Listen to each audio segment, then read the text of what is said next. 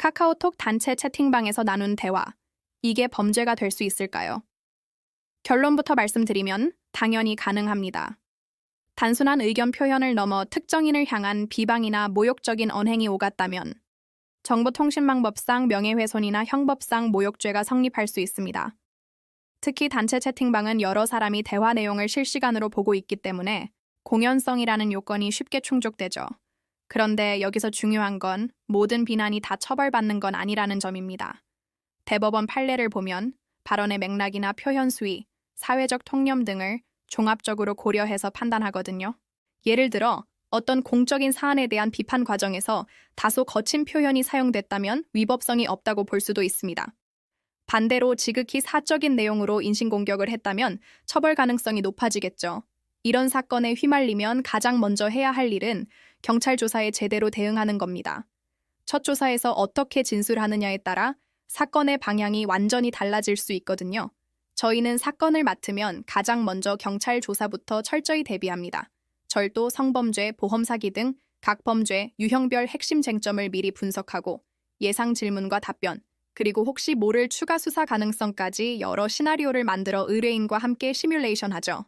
상담 단계에서부터 변호사가 직접 사건 전체의 그림을 그리고 조사나 재판, 심지어 민사소송으로 이어진다면 강제 집행까지 모든 과정을 직접 챙깁니다. 사무직원을 통해 전달하는 방식이 아니라 처음부터 끝까지 변호사와 직접 소통하며 사건을 진행하는 거죠. 특히 저희는 성공보수를 전제로 사건을 수임하지 않습니다. 이건 단순히 비용 문제가 아닙니다. 변호사가 결과에 얽매이지 않고 오직 의뢰인에게 가장 유리한 방향이 무엇인지를 독립적으로 판단하고 책임감 있게 대응하기 위한 저희만의 원칙입니다. 채권 추심이나 부동산 분쟁처럼 민사 문제가 얽히면 더 복잡해집니다. 단순히 소송에서 이기는 걸 넘어 실제로 돈을 돌려받거나 권리를 되찾을 수 있는 실효성을 가장 중요하게 생각합니다.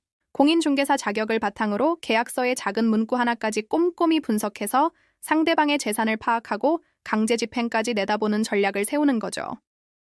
저희는 2014년 개소 이후 지금까지 단 한 건의 수임료 분쟁도 없었습니다.